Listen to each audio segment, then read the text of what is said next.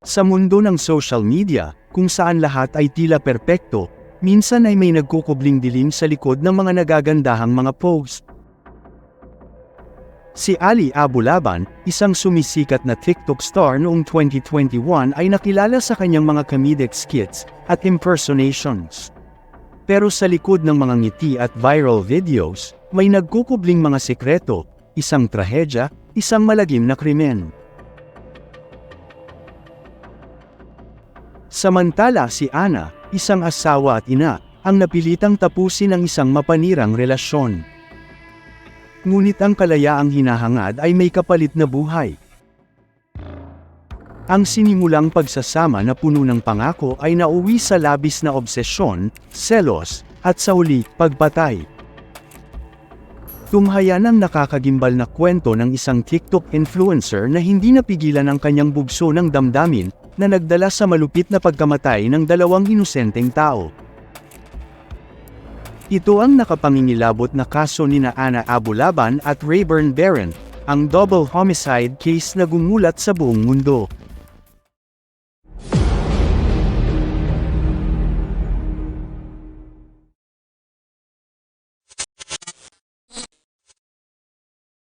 Para sa mga tao, tila perpekto ang relasyon ng mag-asawang sina Ali at Ana Abu Laban.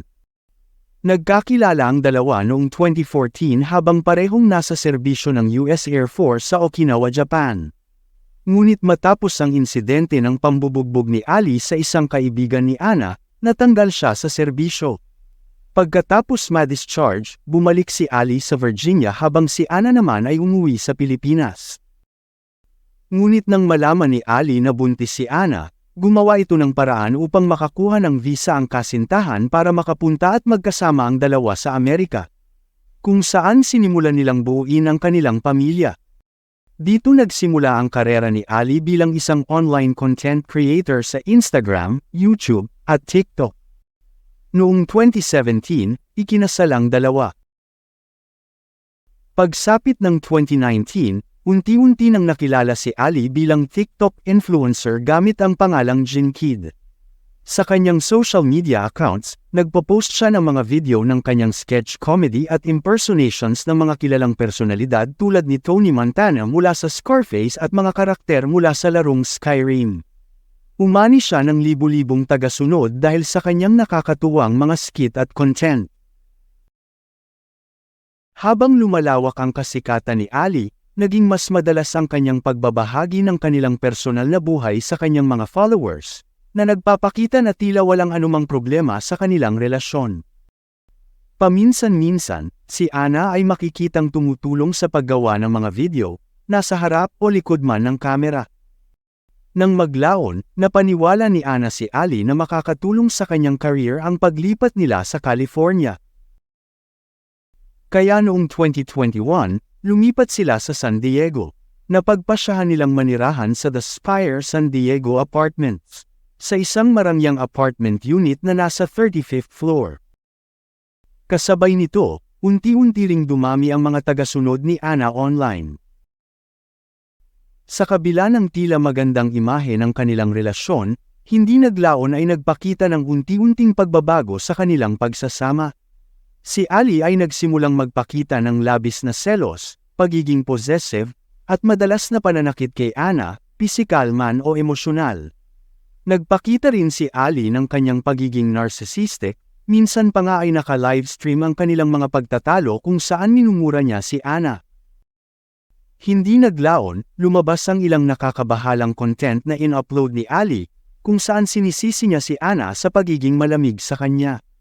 Madalas niyang ipinamumukha kay Ana na siya ang dahilan kung bakit ito nakarating sa Amerika. Nagsimula na ring gumamit ng cocaine si Ali, at minsan ay nagla-livestream pa habang gumagamit nito. Dagdag ng mga kaibigan, tinitingnan ni Ali si Ana bilang isang pag-aari, hindi bilang isang katuwang sa buhay. Pagsapit ng kalagitnaan ng 2021, matapos ang sunod-sunod na insidente ng karahasan sa kanilang tahanan ay hindi na nakayanan pa ni Ana ang sitwasyon. Dahil dito, nagpasya si Ana na tapusin ang kanilang relasyon ni Ali at naghain ng diborsyo. Naghanda siyang makipaghiwalay, idiniin ang mga akusasyon laban kay Ali na siya ay abuser at mapanganib. Dahil sa seryosong sitwasyon sa pagitan ng dalawa, sumagi sa isipan ni Ana na paalisin si Ali sa kanilang apartment sa San Diego. Umaasang makakalaya na siya mula sa isang mapanganib at toxic na relasyon. At noong October 18, naging malinaw na kay Ana, desidido na siyang patalsikin si Ali sa kanilang tahanan. Kahit labag sa kalooban ni Ali ay napilitan itong lisanin ang apartment at lumipat sa isang malapit na hotel. Subalit lingid sa kaalaman ni Ana, si Ali ay hindi pa handang bumitaw sa kanilang relasyon. Sa isang desperadong hakbang, noong umaga ng October 21, 2021, habang hinahatid ni Ana ang kanilang anak sa eskwela ay bumalik si Ali at pumasok sa kanilang apartment gamit ang duplicate ng electronic key. Sa kanyang pagbalik ay sinira nito ang ilan sa mga gamit sa loob ng apartment.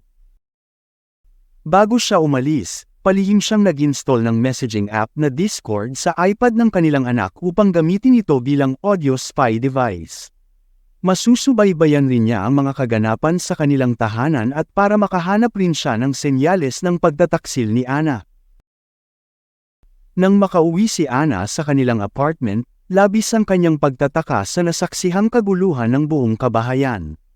Tumambad sa kanya ang mga sira-sirang kagamitan na dulot ng panghihimasok ni Ali. Sa puntong ito, alam niyang si Ali ang may gawa nito.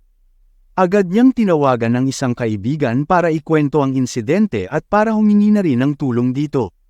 Para hindi abutan ng kanyang anak ang magulong sitwasyon ng apartment ay agad rin naman niyang sinimulan ang paglilinis. Dahil sa nangyari, naisipan ni Ana ang planong paghingi ng restraining order laban kay Ali. Ilang sandali pa, naisipan ni Ana na tawagan ang isa pang kaibigan na si Rayburn Cardenas Barron para magpatulong sa pagsasaayos ng apartment. Si Rayburn ay kilala rin ni Ali, at may history na rin ng pagseselo si Ali dito dahil minsan nang nagkomento si Rayburn kung gaano kapalad si Ali dahil sa angking kagandahan ng asawang si Ana. Ngunit ang hindi alam ni Ana ay naririnig ni Ali ang bawat detalye ng pag-uusap nilang dalawa ni Rayburn. Sa galit at selos, kinuha ni Ali ang baril at nagmadaling bumalik sa apartment. Punong-puno ng puot, dumating si Ali sa apartment na walang ingay. Sa puntong ito ay gulong-gulo ang kanyang isipan. Hindi rin maiwasan na pumasok ang ideya ng pagtataksil sa kanya ni Ana. Hindi na siya kumatok, gamit ang duplicate key, pumasok siya sa loob. Pagkabukas ng pinto, agad niyang nakita na magkasama sina Ana at Rayburn, habang nakaupo sa isang sofa. Wala nang pag-aalinlangan at hindi na nagdalawang isip si Ali, binaril niya si Ana sa ulo sa malapitang distansya na agad na ikinamatay nito. Sinubukan namang tumakas ni Rayburn ngunit sunod-sunod din siyang binaril. Napatay rin siya sa eksena, parehong buhay ang nawala sa isang malupit at planadong pagpatay. Matapos ang pamamaril, kinuhanan pa ni Ali ng litrato ang mga bangkay at ipinadala sa kanyang ina. Tinawagan pa niya ang 911 para humingi ng tulong medikal dahil hindi siya sigurado kung patay na nga ang dalawa. Sa isang nakakakilabot na pag-amin, sinabi ni Ali sa kanyang ina na siya ang pumatay kay Ana at sa kasama nito.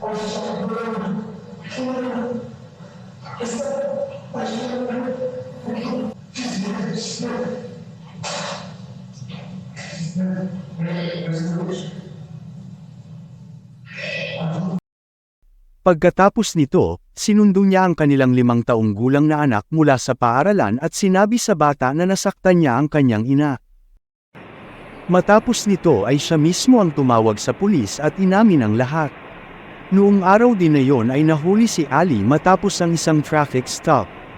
Hindi na rin siya pumalag sa ginawang pag-aresto. Habang umuusad ang kaso sa korte, lumabas ang mas maraming detalye tungkol sa nakakagimbal na pag-uugali ni Ali. Nagpatutuo ang mga kaibigan at pamilya na si Ana ay natatakot kay Ali sa mga huling linggo bago siya namatay. Sinabi ni Ana sa kanila ang tungkol sa pagiging sobrang kontrolado ni Ali, ang kanyang marahas na pagwawala, at ang takot niya para sa sariling kaligtasan. Ngunit kahit na may mga babala, walang nakapaghanda sa sinuman sa tindi ng galit ni Ali. Sa paglilitis na tumagal ng halos 1 buwan at kinabibilangan ng 3 araw ng testimonya mula kay Ali. Ipinahayag ni Deputy District Attorney Terren Brass na galit si Ali sa desisyong iwan siya ng asawa, at nakaplano na nitong patayin si Ana at sinumang lalaki na kasama niya. Sinabi ni Brass sa mga hurado na labis ang pagkontrol ni Ali kay Ana na kung hindi niya ito makukuha, walang ibang makakakuha sa kanya, at hindi siya maaaring mabuhay. At sinumang lalaki na kasama niya ay hindi rin dapat mabuhay. Ang kasong ito ay tungkol sa kapangyarihan at kontrol hanggang sa huling sandali. Ayon sa prosekusyon, labis magkontrol at marahas si Ali Abu laban sa kanilang relasyon. Bukod sa pamamaril, narinig ng mga hurado ang ilang insidente ng karahasan sa tahanan ilang buwan bago ang pagpatay, na ilan sa mga ito ay inamin mismo ni Ali sa kanyang testimonya. Bagaman kasal pa rin sila noong oras ng pamamaril, sinabi ni Brass sa mga hurado na dahil sa mapang-abusong ugali ni Ali, itinuring na ni Ana na tapos na ang kanilang relasyon, naghahanda na para sa diborsyo, at napaalis na si Ali sa kanilang apartment. Samantala, si Ali Abu laban at ang kanyang abogadong si Attorney Jody Green ay humingi ng mas magaan na hatol sa kasong ito, na voluntary manslaughter lamang, at inangkin na pagkatapos ng buwan ng paghihinala na may ibang lalaki si Ana. Labis siyang natangay ng emosyon nang makita ito sa sofa kasama si Rayburn at hindi na napigilan ang sarili na barilin ang dalawa. Ayon kay Ali sa kanyang testimonya, pagpasok niya at nakita ang dalawa sa sofa, nagdilim ang kanyang paningin at hindi niya na napigilan ang sarili sa walang habas na pamamaril. Ipinagtanggol din ng kampo ni Ali na may mga hindi na-diagnose na issue sa kanyang mental health, kasabay ng kanyang tumitinding pagkagumon sa cocaine. Lumaki rin siya sa mapang-abusong tahanan, dahilan kung bakit dala niya ito sa kanyang buhay at relasyon bilang adult, pati na rin sa emosyonal na reaksyon niya sa pagkasira ng kanilang pagsasama. Si Ali at Attorney Green ay mariing inulit sa korte na naniniwala sila na ginawa ni Ali ang pamamaslang dala ng matinding silakbo ng damdamin. Humingi rin ng tawad si Ali sa pamilya ng mga biktima na nasa korte. Labis ang pagsisisi niya sa bawat isa sa kanila na naapektuhan ng pagkawala ni Ana. Pinagdiinan ng prosekusyon na ito ay hindi isang simpleng krimen ng silakbo ng damdamin, kundi isang pinagplanuhang aksyon. Inilagay ni Ali ang listening device at kumuha ng baril bago pumunta sa apartment, malinaw na handa siyang harapin at patayin ang kanyang asawa at ang kaibigan nito. Ngunit iginiit ng kanyang depensa na ito ay bunsod ng uncontrollable rage, na dala ng selos sa iniisip niyang pagtataksil ni Ana. Noong September 2024, inilabas ang hatol para kay Ali. Kasama ng kasong first-degree murder, pinatunayan din ng mga hurado ang special circumstance allegations ng multiple murders, kasama na ang paggamit ng baril sa krimen. Ang mga special circumstances na ito ang naging dahilan kung bakit ang hatol kay Ali ay life imprisonment na walang posibilidad ng parole. Binatikos din siya ng hukom, tinawag siyang isang napaka-selfish na tao at pinagdudahan kung tunay ba siyang nagsisisi para sa kanyang mga biktima. Sa isang panayam, ibinahagi ni Ali ang kanyang bersyon ng kwento sa isang local news channel kasama si reporter Kelsey Christensen. Sinabi niya na ang kanyang kasikatan sa social media ang naging dahilan ng kanyang pagkasira ng ulo, at sinira nito ang kanyang isipan. Ang atensyon na nakukuha niya online ay naging dahilan ng kanyang pagiging marahas at agresibo. Sa isang bahagi ng panayam, mas inisip ni Ali ang pagkawala ng kanyang karera kaysa sa kanyang pamilya. Isang kaibigan ni Ana ang nagkomento na kitang-kita sa interview na mas dinamdam ni Ali ang pagkawala ng kanyang negosyo kaysa sa pagkamatay ni Ana at Rayburn. Pagkatapos ng panayam, isang video ang nai-post sa YouTube sa ngalan ni Ali, kung saan narinig siyang humihingi ng tawad sa mga fans dahil hindi na siya makakagawa ng content. Agad siyang binatikos dahil mas inuna niyang humingi ng paumanhin sa fans kaysa sa pamilya ng mga biktima. Sa bahagi naman ng pamilya ng mga biktima, sinariwa ng kapatid ni Ana na si Hermay Sarten si Ana bilang isang mapagmahal, matiisin, at maunawain na tao. Ang pagkawala ni Ana ay nag-iwan ng malaking puwang sa kanilang mga puso. Samantala, sinabi ni Jordana Barron, kapatid ni Rayburn, na siya ang bunsong kapatid sa 5 at pangarap ni Rayburn na magkaroon ng sariling pamilya balang araw, isang pangarap na pinagkait sa kanya. Ang pamamaslang kina Ana Abu-Laban at Rayburn Barron ay nag-iwan ng matinding sugat sa kanilang mga pamilya, kaibigan, at lahat ng sumusubaybay sa kaso. Ang pinakamasakit, ang batang anak ni Ana ay kailangang harapin ang kanyang buhay na walang parehong magulang, ang kanyang ina, napatay sa isang walang saysay na karahasan, at ang kanyang ama, nakakulong habang buhay. Ang kaso ni Ana Abu-Laban ay hindi lamang tungkol sa isang TikTok star na bumagsak, kundi ito ay kwento ng karahasan sa tahanan. Labis na kontrol, at ang nakakasirang epekto ng obsesyon na nauwi sa kamatayan. Sinubukan ni Ana na tumakas, ngunit sa huli, ang baluktot na pangangailangan ni Ali sa pagkontrol, ang naging dahilan ng kanyang maagang kamatayan. Samantala si Ali Abu-Laban, isang social media star na may maliwanag na kinabukasan, ay nabangisan bilang isang lalaking lubhang may problema.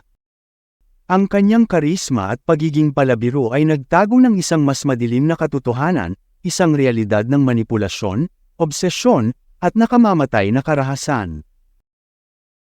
Ang kanyang kwento ay isang malupit na paalala, na sa likod ng mga nagagandahang mga post na nakikita natin online, ay may mga nagkukubling realidad ng buhay na tila hindi dapat tularan at tangkilikin.